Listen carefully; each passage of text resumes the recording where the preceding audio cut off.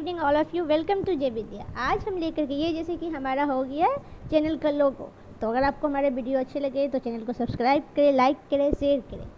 और तो हमारे ऐसे लेटेस्ट वीडियो के लिए चैनल को सब्सक्राइब करें। आज हम लेकर के आए हैं क्लास 10th का चैप्टर 3, जो कि हमारा है सेवैयाँ कहानी, कविता है।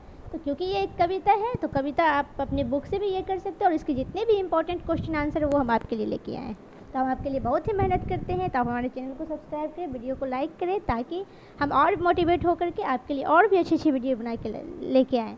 तो चलिए स्टार्ट करते हैं। तो हमारा पहला क्वेश्चन है कि कवि आत्मकथा लिखने से क्यों बचना चाहते हैं। तो चलिए इसका उत्तर है, कवि आत्मकथा लिखने से इसलिए बचना चाहते हैं क्योंकि उन्हें ऐसा नहीं लगता कि उन्हें जीवन में कोई आंतरिक घटना हुई है जिसे वे लोगों को बता सके।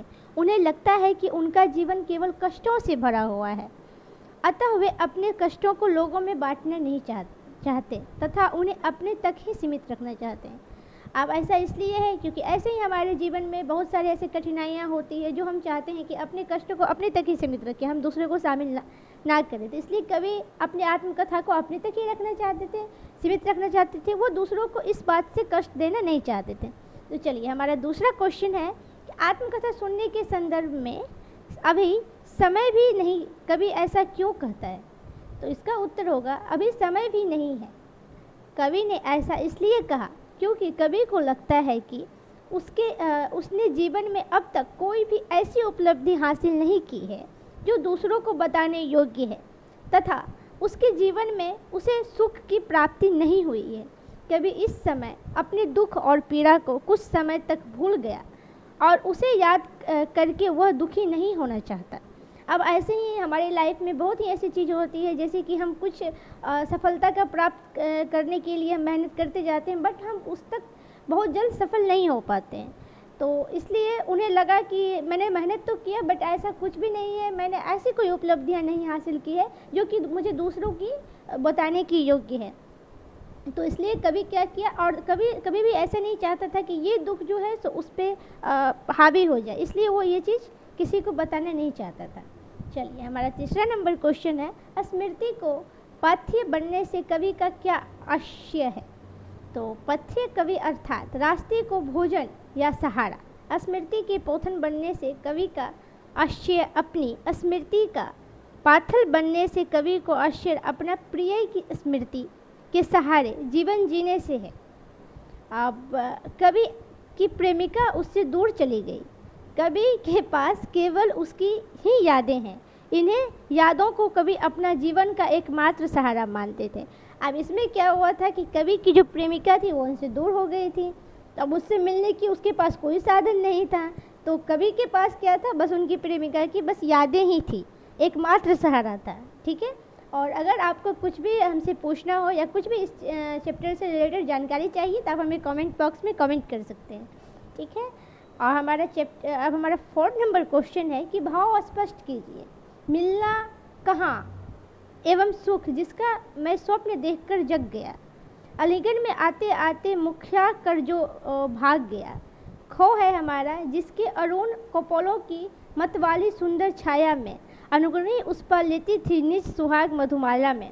अब ये तो कविता आपने पढ़ा ही होगा, तो चलिए इसको हम क्या करते हैं, स्पष्ट करते हैं। तो हमारा इसका को का आंसर होगा कि उत्तर पंक्तियों का भाव यह है कि, अब इसमें उत्तर पंक्तियों का भाव ये है कि कवि भी दूसरे लोगों के जैसा सुखमय तथा आनंद रूपी जीवन व्यतीत करना चाहता था। अब हर कोई है कि अगर किसी की लाइफ को देखे कि वो सुख में जी रहा है, तो हर कोई हम एक्सपेक्ट करते हैं कि हम भी सामने वाला की तरह ज़िंदगी को सुख में जिएँ, हम अच्छा से अच्छा करें और उसकी तरह ही हम एक अच्छा लाइफ जीना चाहें। तो वो कभी भी क्या चाहते थे, दूसरे की तरह एकदम सुख में जीवन जीना चाहते थे, जो लोग की सुखी हैं। पर उसकी सुख में जीवन की यह अभिलाषा उसकी मात्र एक अपूर्ण इच्छा बनकर ही रहेगी। लेकिन फिर भी इंसान चाहता है कि हम हमेशा बेस्ट लाइफ जिए, लेकिन ऐसी बहुत सारी परिस्थितियाँ आती हैं जिसमें इंसान कुछ अच्छा नहीं कर पाता है, तो वो सुख में नहीं हो पाता है। तो इसलिए ये क्या होगी, बस उसकी एक इच्छा बन के रहेगी। उसी सुख पाने का अवसर भी मिला पर वह हाथ आते आते चला गया। अब उसी में क्या हुआ कि उसको सुख पाने की अवसर भी मिला, लेकिन हाथ से आते आते चला गया। अर्थात उसकी पत्नी की मृत्यु हो जाने से वो सुखद जिंदगी अधिक समय तक व्यतीत ना कर पाए। अब उसी में अगर किसी के प्रिय है, कोई भी उसकी माँ है, फैमिली है, वाइफ है, कोई भी है, तो उसकी क्या हो जाती है, अगर कुछ हो जाती है, मृत्यु हो जाती है, तो उसके बाद वो सुखद ज़िंदगी नहीं जी पाते। अगर कोई भी अपने प्रिय किसी को खो दे तो इसमें क्या हो गया कि कवि की पत्नी की मृत्यु हो जाने से वो सुखद ज़िंदगी अधिक समय तक भी नहीं व्यतीत कर पाए। कवि की प्रिय अत्यंत सुंदर थी, ठीक है। अब कवि की जो प्रिय थी, जिसे वो प्रेम करते थे, वो क्या थी, अत्यधिक सुंदर थी। उसकी कपोल अर्थात गाल इतने लाल, सुंदर और मनोहर थे कि प्रातःकालीन उष्मा भी अपना सौंदर्य बढ़ने के लिए ललिमा इन्हीं कपोल से लाया करती थी। अर्थात उसकी पत्नी के लाल लाल गाल सूर्य की लालियों से भी बढ़कर सुंदर थी। अब इसमें कवि कहते हैं कि उसकी पत्नी की जो गाल थी वो लाल लाल सूर्य की लालिमा से भी बढ़कर सुंदर थी, ठीक है। अब हमारा 5वां नंबर क्वेश्चन है, उज्ज्वल गाथा कैसे गाऊं। ये सारे हमारे ये कविता से ही है। तो उसमें कवि कहता है कि उज्ज्वल गाथा कैसे गाऊं, मधुर चांदनी रातों की कथन के माध्यम से कवि क्या कहना चाहता है। तो चलिए, हम आपने कविता पढ़ा है और हम इसको विश्लेषण करेंगे। तो कवि क्या कहना चाहता है, कवि ये कहना चाहता है कि उसने जो अपनी प्रेमिका के साथ चांदनी रातों में बिताए सुख के क्षण एवं उज्ज्वल गाथा की तरह है ही पवित्र है, जो उसके लिए अब अपने अकेलेपन के जीवन को व्यतीत करने का एकमात्र सहारा बनकर रह गया। ऐसी स्मृतियों को वो सबके सामने प्रस्तुत कर अपने आप को शर्मिंदा नहीं करना चाहता है। इसलिए कवि स्वयं को जीवन की मधुर स्मृतियों को किसी से बांटना नहीं चाहता, बल्कि अपने तक ही सीमित रखना चाहता है। अब ये जो उसके साथ तकलीफ़ हुई, जो उसकी वाइफ नहीं रही, तो ऐसी जो उसके पास जो भी स्मृति थी, तो ऐसी स्मृतियों को वो सबके सामने प्रस्तुत कर अपने आप को शर्मिंदगी नहीं करना चाहता। अब ऐसा हमेशा होता है कि अगर आदमी, कोई भी इंसान अगर खुद को, अगर आप अपना वीक पॉइंट किसी को बताएंगे, अपना तकलीफ़ किसी से शेयर करेंगे, तो वहाँ पे इंसान क्या करता है, इंसान को ऑलवेज शर्मिंदा करता है। तो कभी अपने आप को शर्मिंदा करना नहीं चाहता था। इसलिए कवि स्वयं के जीवन की मधुर स्मृतियों को किसी से बांटना नहीं चाहता था। इसलिए उसका दुख हो या सुख वो किसी से बांटना नहीं चाहता था, बल्कि अपने तक ही सीमित रखना चाहता था। तो चलिए अब हम नेक्स्ट क्वेश्चन की ओर चलेंगे। अब नेक्स्ट क्वेश्चन हमारा है क्वेश्चन नंबर 6। तो आत्मकथा कवि की काव्य भाषा की विशेषताएं उदाहरण सहित लीजिए। तो चलिए लेते हैं। जयशंकर प्रसाद द्वारा रचित कविता आत्मकथा की विशेषताएं निम्नलिखित है। अब जब शंकर प्रसाद इसके कौन थे, कवि थे, द्वारा रचित कविता कौन सा, आत्मकथा की विशेषताएं निम्नलिखित है। कवि में खरी बोली हिंदी का भाषा उपयोग किया है, ठीक है। अपने मनोभावों को व्यक्त कर उसने सजीवता लाने के लिए कवि ने ललित, सुंदर एवं नवीन विभवों का प्रयोग किया है। जैसे उसके अब इसका उत्तर होगा, जैसे उसके अरूप विभव का प्रयोग किया है। जैसे जिसके अरुण कपलों की मतवाली सुंदर छाया में अनुग्नि उष्मा लेती थी निज सुहाग मधुमाला में। प्रस्तुत कविता में कवि ने नवीन शब्दों का प्रयोग किया है, मानवीकरण शैली का प्रयोग किया है। अलंकारों के प्रयोग से कवि सौंदर्य बढ़ गया है। जैसे खिलखिलाकर आते आते पूर्ण शक्ति अलंकार, अरुण कपोलो रूप अलंकार, मेरी मौन अनुरागी उष्मा अनुप्रयास अलंकार।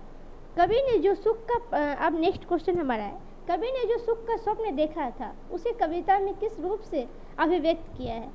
अब कवि ने जो भी सुख की इच्छा स्वप्न देखा था, अब हर कोई होता है कि अपने अच्छे दिन की हमेशा हम लोग स्वप्न देखते हैं, जिसमें कवि ने भी अपने अच्छे दिनों का स्वप्न देखा था।